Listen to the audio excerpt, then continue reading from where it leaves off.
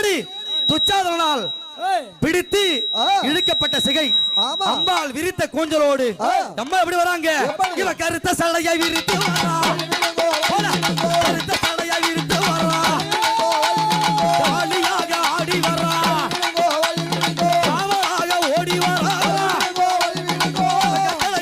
ஆடி வரா